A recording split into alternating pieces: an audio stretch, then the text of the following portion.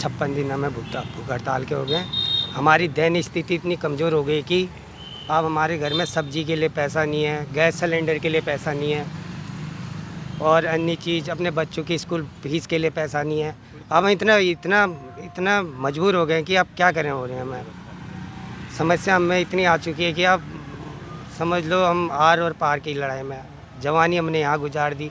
अब हम किस कंपनी के लायक रह गए? जब यही नहीं रख रहे हैं तो दूसरी कंपनी हमें कहाँ से रखेगी? इस वक्त हम लालकुआं में मौजूद है। लालकुआं में कुछ लोग धरने पे बैठे हैं और ये मैं आपको दिखाना चाहता हूँ। पिछले लंबे समय से 116 दिन इन्हें यहाँ पर धरना देते हुए हो गए और लगभग 56 दिनों से भूख हड़ताल पर बैठे। इनसे जानते हैं कि आखिरकार क्या कारण है कि जो इतने लंबे समय से ये लोग धरने पर बैठे और जो भूख हड़ताल है उसमें लगातार आप लोग भूख हड़ताल कर रहे हैं और जो धरना है वो भी काफ़ी लंबे समय से चल रहा है। क्या मांगे हैं आपकी, किन मांगों को लेकर बैठे हैं और कौन सी कंपनी है ये? देखिए, हम ये सेंचुरी पेपर मिल लालकुआं है। यहाँ पे हम विगत 10 वर्षों से कार्यरत थे, लेकिन जिस समय स्थायी भर्ती की यहाँ पे बात आई तो इनने हमें उम्र और ट्रेडों का हवाला देके हमें दरकिनार कर दिया और हमारी गेट एंट्री भी इनने बंद कर दी। जबकि हम जिन स्थानों में इनने भर्तियाँ करी उन्हीं स्थानों पे हम कार्य करते थे। हम स्थायी कर्मचारियों की एब्सेंटी में यहाँ काम करते हुए आए हैं 10 वर्षों से। मेरा सवाल प्रबंधक से यह है कि अगर आपने 10 वर्ष जब हमसे यहाँ पे कार्य ले लिया, उसी स्थानों पे कार्य ले लिया जिन पे आपने भर्ती करी, तो आपको क्या अधिकार है कि हमें वहाँ से आपने बाहर का रास्ता दिखा दिया उम्र और ट्रेडों का हवाला देते हुए? तो जो 20 वर्ष से आप लगातार कार्य कर रहे थे, वही कार्य के लिए अब उन लोगों ने किन्हीं और कर्मचारियों को भर्ती कर दिया है और आप लोगों को बाहर कर दिया है, यही कारण है? हाँ, यही कारण है। क्योंकि जिस जगह पे हमने आज तक अपना समय दिया, अपनी जवानी दी, जो मेन समय होता है यूथ का, वो हमने सेंचुरी पल्प एंड पेपर को दी। लेकिन उनने हमें, प्रबंधक ने ये इनाम दिया आज के दिन में कि उन्हें हमें बाहर का रास्ता दिखा दिया और आंदोलन करने को हमें मजबूर कर दिया है। जी, आपका नाम क्या है? मुकेश कपड़वाल। कितने लंबे समय से यहाँ बैठे हो? किन किन लोगों से आप मिल चुके हो अभी तक? हम यहाँ बैठे हैं 115 दिन से। हम अभी यहाँ पर मिले नेता प्रतिपक्ष यशपाल आर्य जी से मिल चुके हैं। हम पूर्व विधायक नवीन दुमका जी से मिल चुके हैं। हम तुम्हारे पूर्व विधायक से मिल चुके हैं और हमें अभी विधायक जी ने यह आश्वासन दिया है कि हम आपको न्याय जरूर दिलाएंगे। तो इनका साफ तौर पर यही कहना है कि लगातार जितने भी यहाँ के जनप्रतिनिधि है या जो विधायक है, पूर्व विधायक है और साथ ही नेता प्रतिपक्ष और जो भगत सिंह कोश्यारी जी है, महाराष्ट्र के राज्यपाल की बात करें तो उनसे भी ये लोग मिल चुके हैं, लेकिन समाधान नहीं हुआ। आपका नाम? पुनीत जोशी। क्या कारण है, जो आप किस तरीके की समस्याएं हैं? क्योंकि कंपनी ने तो आपको बाहर का रास्ता दिखा दिया, कितना लंबा समय आपने कंपनी को दिया और अब कंपनी ने आपको बाहर कर दिया, क्या कहेंगे? हमने करीब 10 वर्ष इस कंपनी को दे दिए और इसी कंपनी में हमारा पूरा एज हुई है। उसके बाद इन्होंने हमें उससे बाहर कर दिया कि आप ओवर एज हो गए हो, जबकि इसी कंपनी में हमारी एज हुई और जो 10 वर्ष दिए हैं इस कंपनी को हमने। उसके बाद क्या कहते हैं तुम्हारा, आप किस तरीके की दिक्कतें आ रही है? इतने लंबे समय से आप यहाँ धरने पे बैठे हो। दिक्कतें, घर में स्थिति बहुत ख़राब है, दयनीय स्थिति है हमारी और मतलब गुजर बसर करना बड़ा मुश्किल है। तो और भी साथी है भाई, क्या नाम है आपका? ललित प्रसाद। इतने लंबे समय से यहाँ पर धरने पे बैठे हो और आप क्या दिक्कतें आ रही है अब इस टाइम पे? सर, हम 116 दिन हो गए, 56 दिन हमें भूख हड़ताल के हो गए। हमारी दैनिक स्थिति इतनी कमज़ोर हो गई कि अब हमारे घर में सब्जी के लिए पैसा नहीं है, गैस सिलेंडर के लिए पैसा नहीं है और अन्य चीज़ अपने बच्चों की स्कूल फीस के लिए पैसा नहीं है।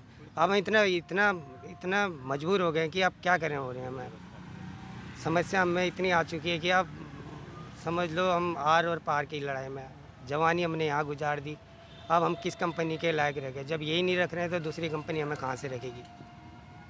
घर परिवार में अब क्या स्थिति है इस टाइम पे? घर परिवार में दैनिक स्थिति बिल्कुल नाजुक है। सब्जी हो नहीं पा रही है खाने के लिए, सिलेंडर के लिए पैसा हो नहीं पा रहा है, बच्चों के लिए दवाई के लिए हो नहीं पा रहा है, ठंडियाँ आ गए उनके लिए कपड़ों के लिए नहीं हो पा रहा है पैसा ठंडियों के।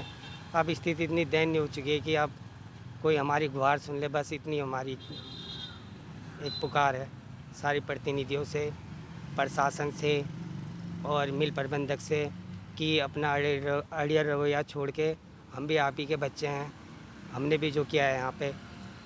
और अब हमें हमारे संग जो आप दुष्व्यवहार कर रहे हो, अब हमारे संग भी कुछ मानवता दिखाओ। हम 20 जने नहीं हैं, हमारे पीछे 20 परिवार है। उन परिवारों में क्या दिक्कतें आ रही है और जो बैठा है यहाँ 116 दिन से उसको मालूम चल रहा है, हमें मालूम चल रहा है। हमारी दैनिक स्थिति इतनी कमज़ोर हो गई है, हम बच्चे के लिए दवाई तक के लिए पैसे नहीं हो पा रहे सर। आप क्या कहें हम इससे ज़्यादा में। धन्यवाद।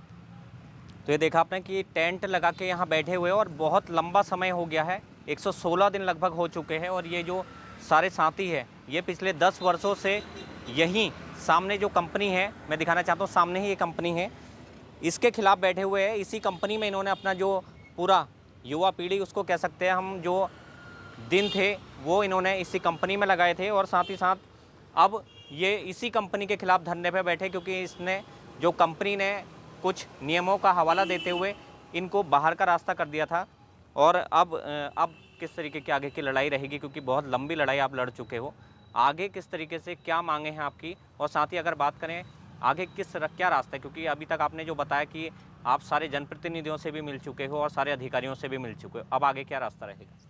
देखिए, अभी तक हमने शांतिपूर्वक ढंग से 116 दिन आज अनिश्चितकालीन धरने को हो गए हैं। बड़े शांतिपूर्ण ढंग से हमने आंदोलन चलाया और अपनी जो हमारी हक की लड़ाई है उसको लड़ने का काम करा है। लेकिन अभी तक किसी अधिकारी, किसी शासन प्रशासन के अधिकारी ने हमारी सुध लेने तक की नहीं सोची यहाँ पे। जबकि हमारा अधिकार होता है कि जहाँ पे हम आज तक कार्य करते थे, हम कोई नई नौकरी नहीं मांग रहे हैं, हम वो नौकरी मांग रहे हैं जो हम करते थे, उस जगह पर अपना स्थान मांग रहे हैं। उसके लिए हमारे जनप्रतिनिधि आगे आने को तैयार नहीं है। यहाँ पे केवल वोटों की राजनीति होती है। वोटों के समय युवाओं को छला जाता है, उन्हें झंडा उठाने के लिए मजबूर किया जाता है। उस समय उनसे वादे किए जाते हैं कि हम तुम्हारे रोज़गार के लिए लड़ेंगे, हम तुम्हारे आगे भविष्य के लिए लड़ेंगे। लेकिन आज दिख रहा है कि किस प्रकार यहाँ पे जनप्रतिनिधि हमारा साथ दे रहे हैं। हाँ, कई जनप्रतिनिधियों ने हमारे यहाँ पे आके सहयोग करा है, जैसे उसमें हमारे माननीय पूर्व विधायक श्री नवीन चंद दुमका जी, और जो हमारा इस धरने का प्रतिनिधित्व कर रहे हैं श्री ग्राम प्रधान रमेश जोशी जी, मैं उनका तहे दिल से धन्यवाद देता हूं। और सभी जनप्रतिनिधियों से आग्रह करता हूं, हम आपकी क्षेत्र के बच्चे हैं, युवा हैं, जिनके लिए हर पार्टी अपने चुनावी एजेंडे में डाल दिया है कि हम युवाओं के लिए लड़ेंगे, हम युवाओं के रोज़गार के लिए लड़ेंगे। मैं पूछना चाहता हूं, आज कहाँ है वो जनप्रतिनिधि जो इस टाइप के वादे करके खुद ही गायब हो गए हैं क्षेत्र से। तो ये देख रहे हैं कि लंबे समय से यहाँ पर प्रदर्शन कर रहे हैं और ये जो साथी है सब लोग यहाँ बैठे हुए हैं। इनका साफ तौर पर यही कहना है कि जिस समय वोटों की राजनीति होती है उस समय तो यहाँ सारे जनप्रतिनिधि पहुँचते हैं, लेकिन इस वक्त इनके साथ देने के लिए बहुत कम लोग यहाँ पहुँच रहे हैं। और साथ ही अगर बात करें तो लंबे समय से लड़ाई लड़ रहे हैं, लेकिन कोई भी अभी तक रास्ता नहीं निकल पाया है। अपनी सहयोगी श्रुति तिवारी के साथ राहुल सिंह, लालकुआं।